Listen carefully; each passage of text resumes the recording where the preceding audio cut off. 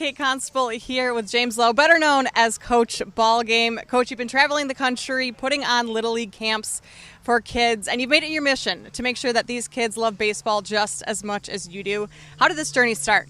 Well, honestly, it happened with a couple of kids coming my way and saying, you know, I don't think I love baseball anymore. I've had bad experiences. The coach is yelling at me. I feel too much pressure, and I just don't like baseball. And I said, well, something's wrong there because you're 5 years old and you're 6 years old, and baseball should be fun. So I started to do a little research, and I realized there's a problem with youth sports, and there needs to be a change, a shift of the culture where we look through a different lens and we make it more about building character and having lots and lots of fun.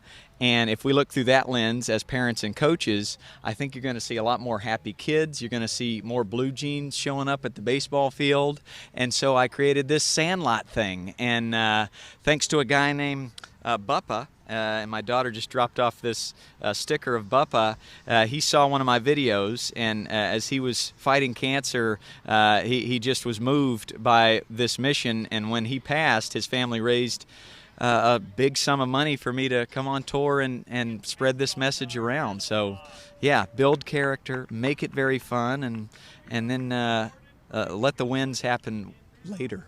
If he were here today, what do you think he would think of what you've accomplished with this money? Man, we're always giving him and Roberto Clemente attaboys at all of these Sandlots, and I just think he would be jumping for joy because he was a coach for 50 years, and I think we're kindred spirits. He wanted to make sure kids loved the game of baseball. He grew up watching Roberto Clemente play out in right field because he grew up in Pittsburgh. So I just think he'd be jumping for joy saying, yes, they're having fun. These kids that have never even tried baseball are now coming because of this wacky guy in a fedora hat. So fist bump and an attaboy to you, Buppa. You mentioned that the kids need to be loud and have fun, and your camps are all about fun, and that was evident out here today. But how do you command the attention of 6 to 10-year-olds? It's just the uncomfortable eye contact, and you know we're having it right now. It's kind of like a staring contest, and it's uncomfortable. But if you dangle that fruit at a 3-year-old, hey, can we have a staring contest? Quietly, I've picked up ways after being a pretty bad coach and not getting anything accomplished, ways to entice them to want to listen. But it's the first thing I have to do. If we're going to have a whole bunch of fun, I have to command their attention, or they're going to be climbing the fence and doing dirt angels. So I try to command it quickly and early, and I award good choices right away. I let them know, hey, you get a baseball card because you're paying attention and listening. And they gravitate to that. They love bribery. You also give everyone a nickname. I think I heard Monkey Bars, Ice Cream, Crime Frog.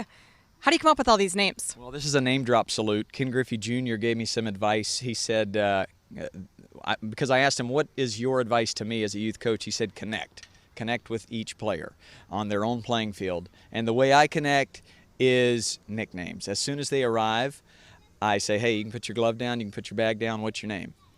Cool, what's your nickname? Okay, you don't have one, what's your favorite thing to do? What's your favorite thing to eat?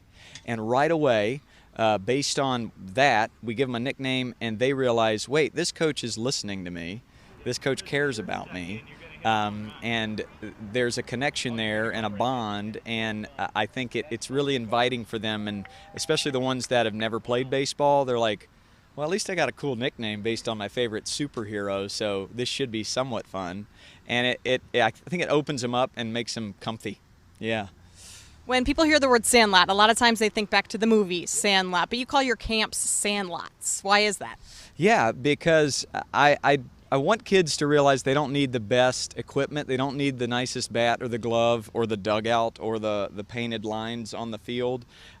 Just find some trash. Find an open patch of grass, drop some bases down, use a tennis ball, use a broomstick as a bat.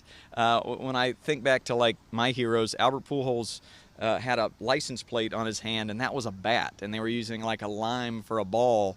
So I want it to seem easy. They can do it in their cul-de-sac or their backyard, invite some friends over, use whatever, because it has that elite feel to it where you got to have the best of everything, and that's the opposite.